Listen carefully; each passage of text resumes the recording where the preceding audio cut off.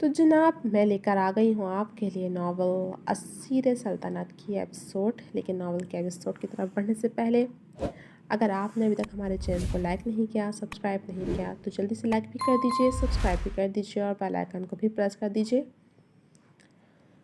تو چلیں شروع کرتی ہوں ناول کے ایپیسوڈ 21۔ نیا سورج آئرہ کے لیے نقصان اور خسارہ لے کر طلوع ہوا تھا۔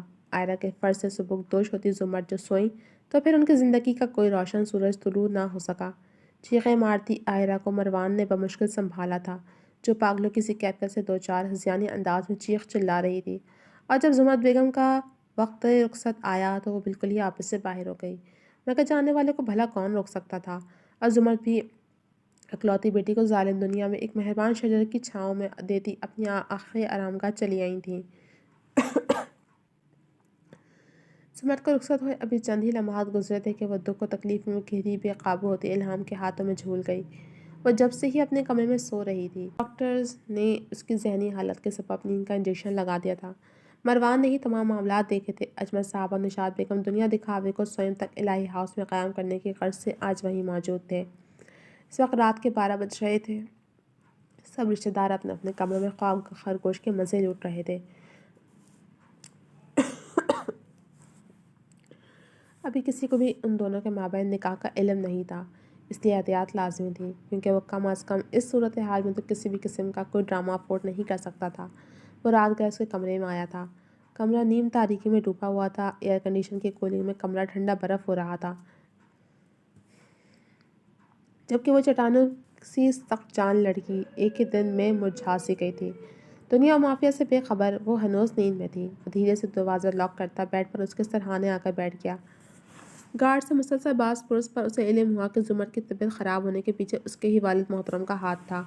اس روز کیا بات ہوئی اس کا علم تو اسے آئرہ سے ہی ہونا تھا، مگر فی الحال وہ اس کنڈیشن میں نہیں تھی کہ کسی بھی سوال کا جواب دے سکتی۔ اسے ایک دم ہی زمرد کے آخری وقت کے کہے لفظ یاد آ گئے، جب انہوں نے بعد مان سے اپنی لاڈلی بیٹی کا ہاتھ اس کے ہاتھ میں سونپ دیا تھا۔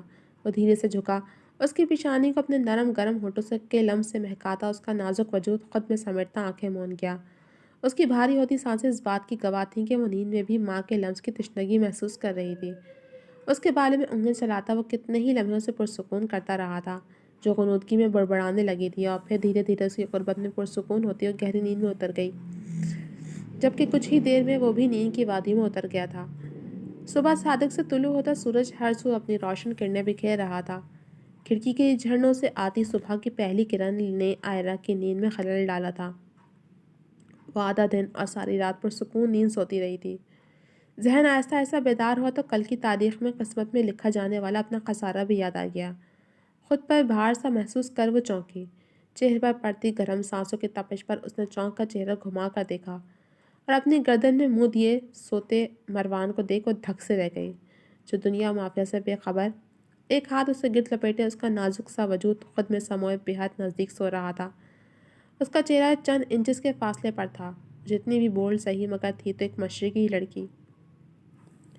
نکاح کے بعد ان دونوں کے مابین بے تکلفی ضرور تھی، مگر اس حد تک نزدیکیاں کبھی نہیں رہی تھیں، اور اس وقت مروان کو اپنے بے حد نزدیک محسوس کر وہ ہر غم و تکلیف بھلائے سانس روکے لیٹی تھی۔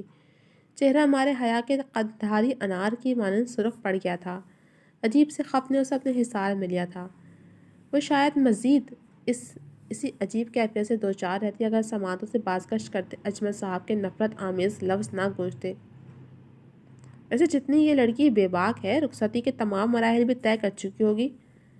اسے ایک دم مروان کا حصار کسی قید کی مانند محسوس ہونے لگا۔ چہرے کے تاثرات سخت ہو گئے تھے۔ وہ غصے میں اٹھنے لگی تھی، اس کے وجود میں ہوتی جنبش پر وہ ہڑبڑا کر اٹھا تھا۔ کیا ہوا آئرہ، طبیعت ٹھیک ہے تمہاری؟ وہ جو غصے سے سوچتی اسے سخت سنانے کے موڈ میں تھی۔ اس کے حصار میں دوبارہ سے خود کو قید محسوس کر واپس لٹانے پر سٹپٹا سی گئی۔ شدید خماری سے لبریز ادھ کھلی آنکھوں میں سوال ہرکولے لے رہے تھے۔ بھاری ہوتے لہجے سے پریشانی عیاں تھی۔ کیا ہوا؟ چپ کیوں ہو؟ گھمبیر لہجہ دھڑکنیں منتشر کرتا تھا۔ وہ جو سمجھ رہا تھا کہ شاید وہ ابھی تک صدمے کی کیفیت سے دوچار ہے، مسلسل پریشانی سے اسے بولنے کے لیے اکسا رہا تھا، جبکہ وہ سرخ چہرہ لیے بالکل خاموش تھی۔ ہٹو پیچھے۔ اور تم میرے کمرے میں میرے بیڈ پہ کیا کر رہے ہو؟ وہ یکدم اپنی متزلزل دھڑکنوں کی رفتار پر قابو پاتی پھاڑ کھاتے لہجے میں گویا ہوتی اٹھ بیٹھی تھی۔ وہ اس کے دھمکا دینے پر اس کی کیفیت سمجھتا گہرا سانس بھر کر پیچھے ہو گیا۔ رات کو تم سو رہی تھی، اس لیے میں نے تمہیں ڈسٹرب کرنا مناسب نہیں سمجھا۔ وہ واپس اپنی جگہ پر لیٹتا بھاری لہجے میں گویا ہوا۔ یہ وہ حالات نہیں تھے کہ وہ آئرہ کو ان کے مابین رشتے کا احساس دلاتا، جبکہ اس کا نارمل رویہ دیکھ اپنے سخت لہجے پر قابو کرتی، منتشر دھڑکنوں کو سنبھالتی، خود پر پڑا کمبل ایک طرف وہ کرتی واش روم میں جا کر بند ہو گئی۔ مروان نے گھڑی دیکھی جہاں فجر کا وقت ختم ہونے میں کچھ ہی دیر باقی تھی۔ کچھ لمحے وہ یوں ہی لیٹا رہا، پھر پاؤں پر سے چادر ہٹاتا خود بھی اٹھ بیٹھا۔ کچھ لمحے بعد روئی روئی آنکھوں سمیت آئرہ باہر آئی۔ اسے دیکھ وہ گہری سانس بھر کر رہ گیا تھا، جو اسے نظر انداز کرتی ڈریسنگ روم میں چلی آئی۔ وہ فی الحال اس کے آنسو صاف کرنے کا ارادہ ترک کرتا خود بھی وضو کرنے کی غرض سے واش روم کی جانب بڑھا تھا۔ سر پر دوپٹہ لیتی آئرہ نماز ادا کرنے ہی جا رہی تھی کہ اس نے اپنی جائے نماز بچھاتے اس کے ہاتھ سے جائے نماز لے کر اپنے مصلے سے تھوڑا فاصلے سے بچھائی تھی، جبکہ وہ ہر طرح کے جذبات سے اس کی کارروائی ملاحظہ کر رہی تھی۔ چلو، نماز کا وقت نکل رہا ہے۔ اس نے ساکت کھڑی آئرہ کو پلٹ کر وقت کا احساس دلایا، جو گڑبڑا کر آگے بڑھتی پہلی بار اپنے شوہر کی امامت میں نماز ادا کرتی اللہ کے ذکر کے ساتھ ساتھ خود میں عجیب سا سکون اترتا محسوس کر رہی تھی۔ وہ ایسا انوکھا سا احساس جو آج سے پہلے کبھی محسوس نہیں ہوا تھا۔ پرسکون انداز میں نماز ادا کرنے کے بعد دعا کے لیے ہاتھ اٹھائے تو بے ساختہ لبوں سے شکوہ پسلا تھا اور آنسو جھرنے کی مانند رخساروں پر بہہ نکلے تھے۔ دونوں ہاتھوں میں چہرہ چھپائے وہ مسلسل سسک رہی تھی۔ جلد بازی میں اپنی دعا مکمل کرتا وہ اس کے قریب زمین پر ہی بیٹھتا روتی ہوئی آئرہ کو اپنے حصار میں قید کرتا سینے سے لگا گیا۔ وہ اس کا سہارا پاتے ہی بکھر گئی تھی۔ اس کے سینے سے لگی کل سے اب تک کا سارا غبار آنسوں کے رستے نکالتی اب وہ ہولے ہولے کانپ رہی تھی۔ ماما مجھے اکیلا چھوڑ گئی مروان، انہیں ایک بار بھی میرا خیال نہیں آیا، میں کیسے رہوں گی اکیلی ان کے بغیر؟ اسے گرد بازو لپٹتی وہ چہرہ اٹھا کر شکوہ کناں لہجے میں بولی تھی۔ تم اکیلی کہاں ہو آئرہ، میں ہوں نا تمہارے ساتھ، اب پپو کی دعائیں تو ہمیشہ ہمارے ساتھ رہیں گی، تو پھر تم اکیلی کیسے ہو گئی؟ وہ اس کے ماتھے کا بوسہ لیتا سمجھانے والے لہجے میں بولا تھا، جو ایک بار پھر اس کے سینے میں چہرہ چھپاتی آنسو بہانے لگی تھی۔ نہیں، میرے پاس تو اب کوئی بھی نہیں ہے، تمہارے پاس تمہارے والدین ہیں، مگر میرے پاس تو کوئی بھی نہیں ہے۔ پہلے بابا چھوڑ کر چلے گئے اور اب مما۔ میرا کسی نے نہیں سوچا کہ آئرہ کیسے رہے گی، میں اکیلی ہو گئی۔ وہ ابھی بھی دکھ کی کیفیت میں گھری مسلسل بول رہی تھی۔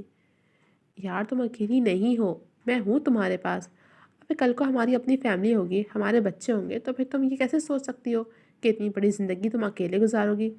آئرہ، اللہ اگر ہم سے کچھ لیتا ہے تو اس کے بدلے ہمیشہ کچھ نہ کچھ عطا کر دیتا ہے۔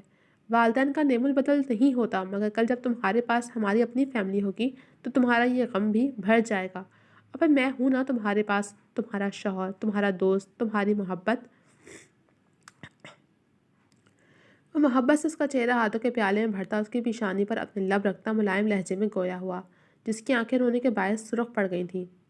دیکھو، ایک ہی دن میں کیا حال کر لیا ہے تم نے اپنی آنکھوں کا، اٹھو، بس بہت رو لیا، اب خاموش ہو جاؤ، جانے والوں پر اتنا بھی نہیں روتے کہ اللہ سے شکوہ شروع کر دیا جائے۔ وہ اسے بہلانے کی غرض سے ہاتھ پکڑ کر اٹھاتا بیڈ پر بٹھا چکا تھا، سادھی مسلح اٹھا کر ایک طرف کو رکھی تھی، اور اب آئرہ کے پاس آ کر بیٹھتا اسے ایک بار پھر اپنے حساب میں لے چکا تھا۔ 2 روز قبل ماموں آئے تھے ہمارے گھر۔ وہ جو اس کے بالے میں انگلیاں چلاتا پرسکون کر رہا تھا، اس کے لہجے میں درائی نفرت پر گہرا سانس بھر کر رہ گیا۔ جانتے ہو انہوں نے مما کے سامنے میرے بارے میں کیا کچھ کہا؟ اس کی آواز ایک بار پھر رن گئی تھی۔ بھول جاؤ وہ سب آئرہ، بھول جاؤں؟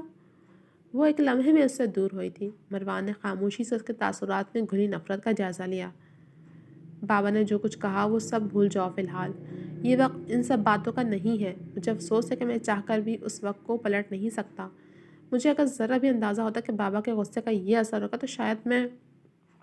وہ اسے سمجھانے کی غرض سے بولا تھا۔ تمہیں پتہ ہے نا، مما نے مجھے بچپن سے اکیلے پالا ہے۔ جو عورت اپنے بھائی کی نفرت سمیت پوری دنیا کا مقابلہ کر سکتی ہے، وہ اتنی کمزور نہیں ہو سکتی کہ کسی کے 4 سخت جملے بھی برداشت نہ کر سکے۔ مگر وہ نفرت سے بولتی ہانپ گئی تھی۔ مگر مروان اب مکمل سچ سننا چاہتا تھا۔ تمہارے والد صاحب نے کہا کہ تمہارے اور میرے درمیان رخصتی سے پہلے تعلقات قائم ہیں۔ سچ بولتے اس کی زبان لڑکھڑا گئی تھی۔ مروان کی گرفت میں سختی در آئی تھی۔ گہری آنکھوں کا رنگ یکایک تبدیل ہوا تھا، اور ساتھ میری ماں کے سامنے یہ دھمکی بھی تھی کہ اگر میں نے ان سے اپنے نا کردہ گناہ کی معافی نہ مانگی تو وہ میری عزت اپنے ہونٹوں پر بن لگاتی۔ مروان کی ہتھیلی پر اس کے لفظوں کو بریک لگا تھا، جس نے بغیر کچھ کہے اسے خود میں بھینچ لیا تھا۔ جس طرح کا روپ وہ چند روز میں اپنے باپ کا دیکھ چکا تھا، کوئی شک نہیں تھا کہ آئرہ سچ بول رہی تھی۔ اپنی بیوی کے منہ سے اس طرح کے لفظ سننا اس کے بس کی بات نہیں تھی۔